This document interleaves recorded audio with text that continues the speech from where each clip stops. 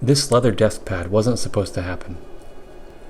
Last week I set out to make a leather desk pad and I messed it up badly. I touched the pieces together too soon. The adhesive bonded instantly. The cork ripped. The whole project was basically dead on arrival, except a few mouse pads and coasters I managed to salvage. In that moment I had two options: scrap the project entirely, or see what the failure was trying to teach me. Today, I'm finishing the leather desk pad the right way, and sharing why these moments matter more than the wins. But first, let's pick out some leather.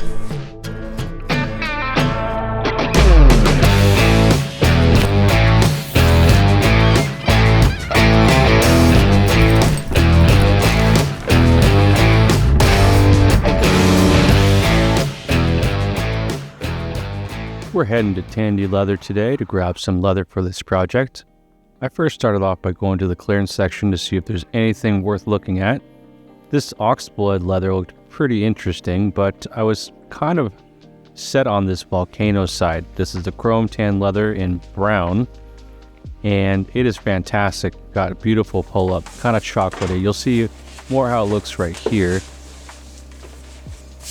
And yeah, once I got it home, I just laid it out and started making some cuts.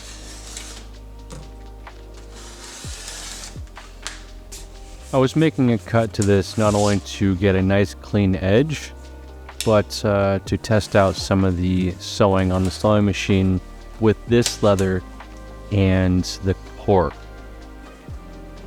Obviously, I'm still new to the sewing machine, so I'm just trying to get a hang of the tension on it and how it kind of works, and to get a nice clean straight stitch. And also, while I'm going around corners, is something I'm still getting used to. So I sprayed with the Super 77 adhesive here, and those set up really quick. Once again, I'm using my circle tool. This is by WindFireDesigns. This tool you might have seen around. It's actually used for kite making. It just also is a beautiful looking tool. I tried using this brass knife, but it kind of was cumbersome, so I ended up switching to a Japanese edge knife because it was a little easier to get those nice edges.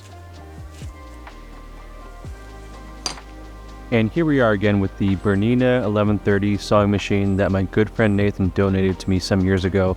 Everyone say thanks, Nathan. Thanks, Nathan.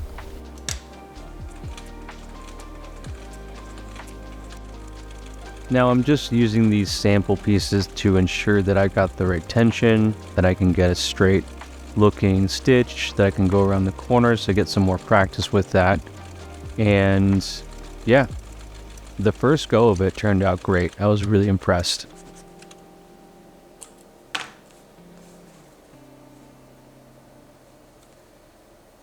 That'll work.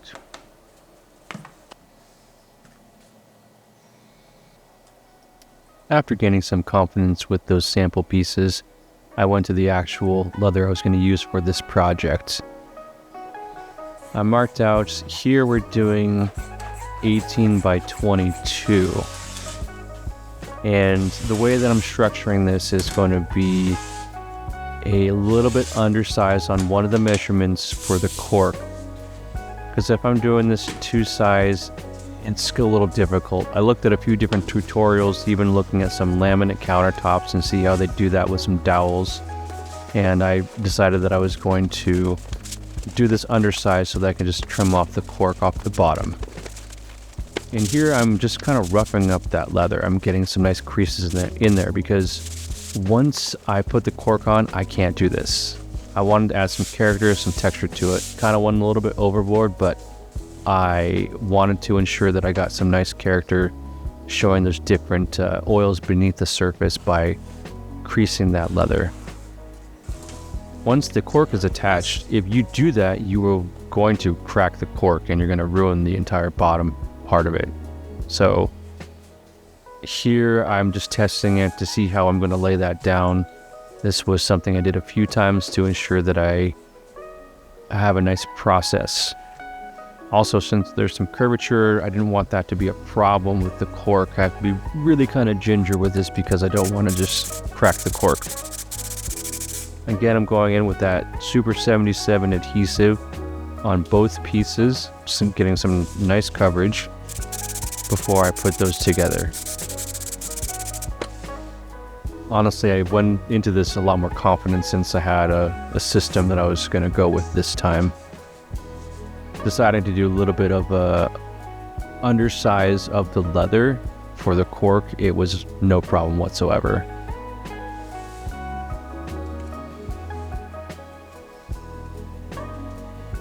And that's it. Now you can get some cork from a craft store like I did, or you can go to a hardware store. They use this for insulation, doing carpets and things like that. And you can also get it in a larger size than what I have here. This is what I was able to procure, and that works for this project. But if I want to do a larger one, I would probably go to a hardware store.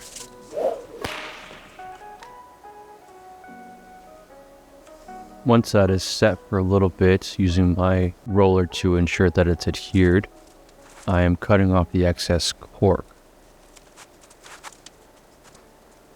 This made it super easy so that I didn't have to try to line up the edges exactly if it was the same size of cork as the leather. And there we are. I'm very pleased with how that turned out, and we're going to start rounding those corners with my circle tool there. It's a little bit tricky, but this is how I did it with the Japanese edge knife.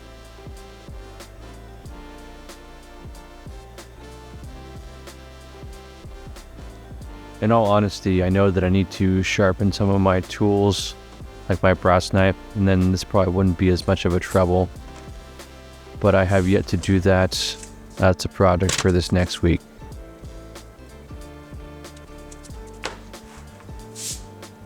And there we are. Now I took some time deliberating whether I wanted to even stitch this thing since I had gotten this far in this project, but I pressed on. I decided to go with more of a discreet looking stitch by choosing a brown color. The white was really nice, but I thought it was just too much of a contrast, would be grabbing too much attention, and I honestly think that the brown just looks a lot classier.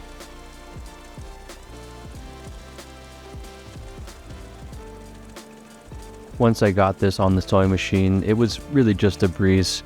What would normally take me all day to hand stitch this thing took me about 20 minutes, not even.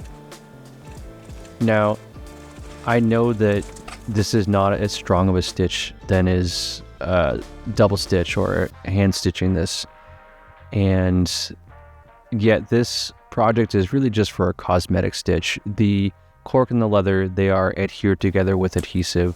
I'm not really worried about that coming apart. It's not going to be tested repeatedly.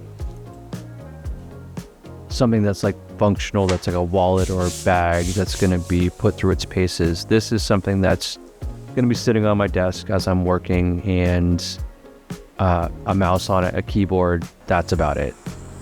So since I have a mouse on it, I don't want my wrist touching the sharp edge there, so I am doing my normal bevel and burnish on this with some Tokonol water 50-50 split and using a Cocobolo wood attachment on my rotary Dremel tool. And really that's it. I am really pleased with how this turned out. But let's take a look.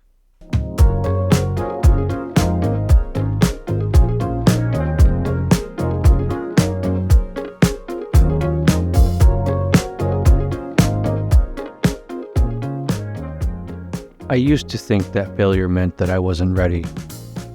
Now I think it means I'm actually in it. That's part of the process. Leather doesn't forgive rushing it, and neither does life. Thanks for spending this time with me. I'll see you in the next video.